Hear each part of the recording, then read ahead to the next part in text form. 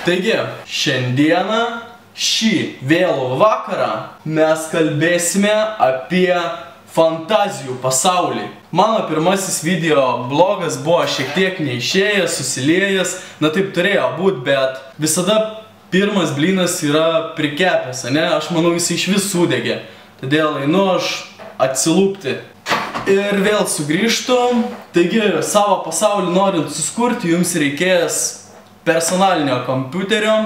Laptopas netinka, nes kas su savim nešiojasi po pasaulį. Ir taip, turim kompą, turim klaviatūrą, turim pelę, turim kolonkės ir dar reikėtų vieno iš labiausiai priimtinų variantų, tai yra internetas. Ir labai viskas yra paprasta, tiesiog nusistatom, kokią tu pasaulio labai norėtum, ar kuriame būtų jisai socialinis, ar koks nors entertainment pramogų, ar muzikinis. Ir paprasčiausia, ko tau reikia? Tau reikia YouTube'ės, tau reikia Google, tau reikia Facebook'o. Ir tu kuriesi po truputį savo pasaulį, tą fantazijinį tipo.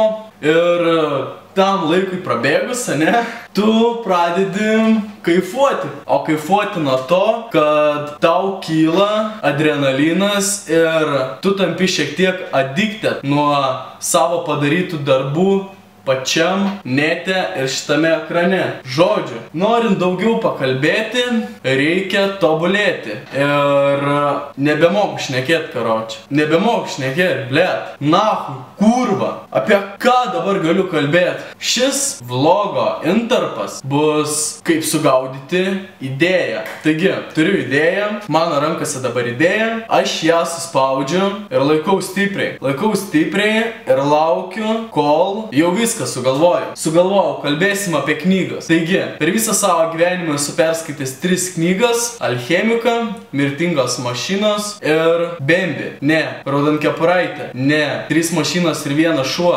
Ne. Lietroškinys. Ne. Go away, bitch. Ne. Žodžiu, ne tame esmė yra. Esmė visa, kad sveiki atvykę į mano ofisą. Taigi,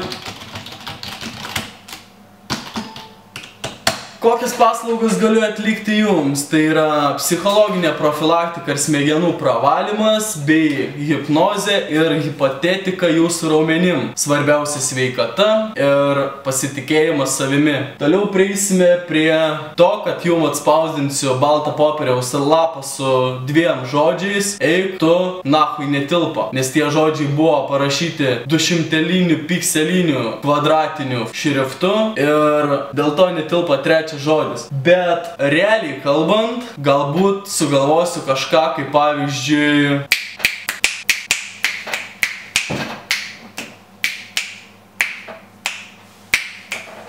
geriausias būdas yra prieiti prie savo kambario lango ir, žodžiu, pamatysit. O dabar grįžtame su nauja energija, ar ne? Nauja energija, kuri nori jums pranešti, kad aš kaip dalyvis galiu dalyvauti šiame dalykiškame dalyvavime ir papist porą gerų mergų.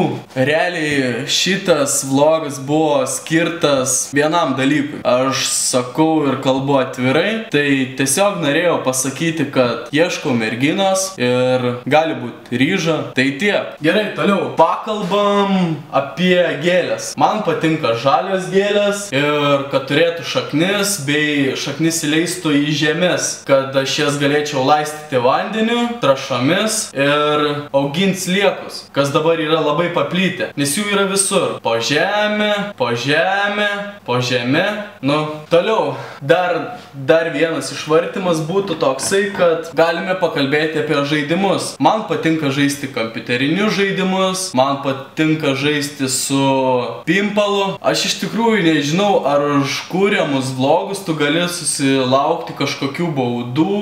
Nu, mažiausia gauti į snukį arba va čia ir pabaigiam. Gerai, tarkim, aš dabar noriu į tuliką, nesvarbu ko, pamyšt, pašikt, bet dabar va sėdžiu ir kenčiu, nes darau video blogą, kas yra man svarbiau už šios dalykus. Todėl tikėčiaus iš jūsų paramos už sukeltą savo šiknoj skausmą. Gerai, viskas baigės, toliau. Iš tikrųjų dabar, žiūrėdamas pro langą, pamačiau nuvažiuojančią mašiną, berods Audi, nors ne, ten buvo labiau panašu į BMW'ą 7 laidos. Ir pagalvojau, kad man tokią mašiną netiktų ir aš nenoriu. Ir čia yra netvirkštinė psichologija. Ir jo, kodėl man patinka, tarkim, tamsa arba naktis, nes tik tada tu gali įsijungti šviesą. Dienos metu tu gali taip pat įsijungti, bet kas iš to?